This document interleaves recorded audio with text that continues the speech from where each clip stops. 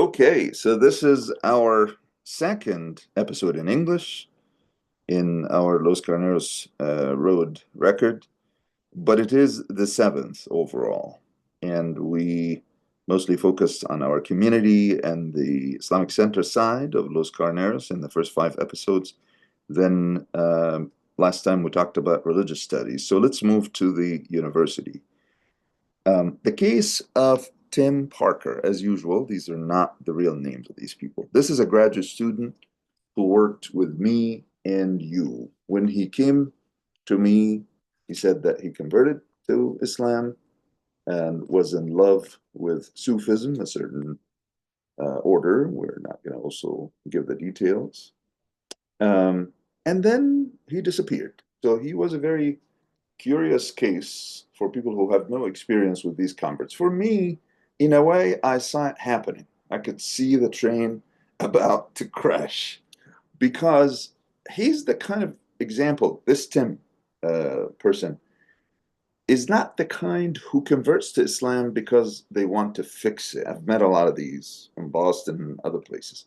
People who come to Islam and they think, oh, Islam is such a beautiful thing, but it needs some improvement, and they have their ideas about that. Yeah. He's not that kind. He was actually impressed mostly by the spirituality and the relaxation of the Sufis he met in a Muslim country and came back and continued this habit. He was committed, for example, to a certain form of appearance that's not particularly normal.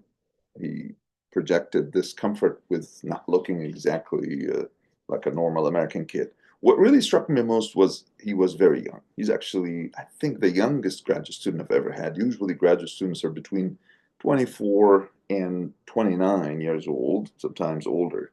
But I don't think he was that. He was 22 or something like that. Yeah, he was not that old. Yeah, I think, 23, 22, like something. I'm not sure. Yeah.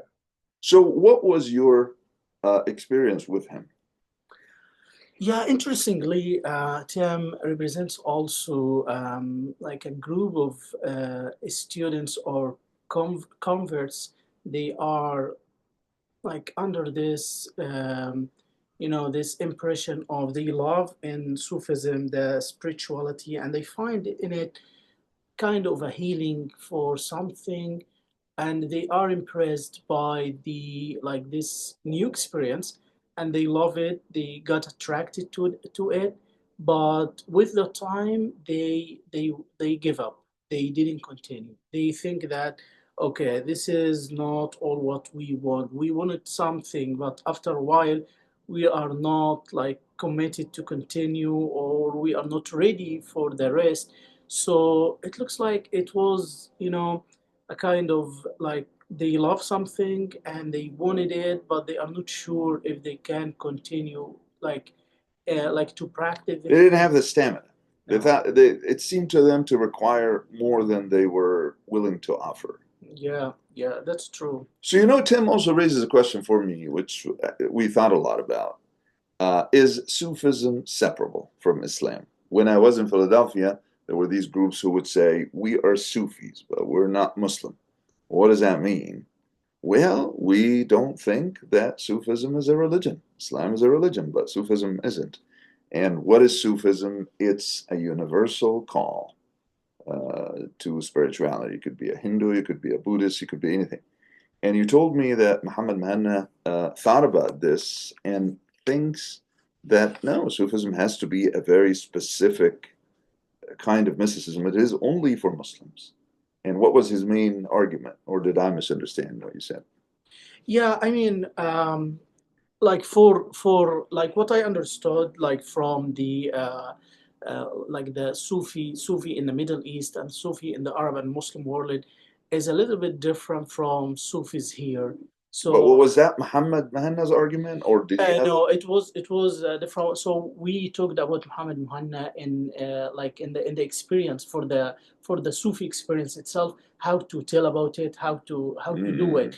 But in terms of like is Sufism like separable or not, like I think my take into it is that like Sufi in the Arab and Muslim world is a little bit like different from here, because what I've noticed here, most of the Sufi practitioners here are free in terms of they are not obliged to commit, even to adopt Islam to be Sufis. They are Right, Sufis. right. So they think that Islam and Sufism are totally so rituals, for example, are not necessary. You might not even marry a Muslim. You don't have to worry about any of the rules. But it's not, so of course this is a big trend in the Muslim world.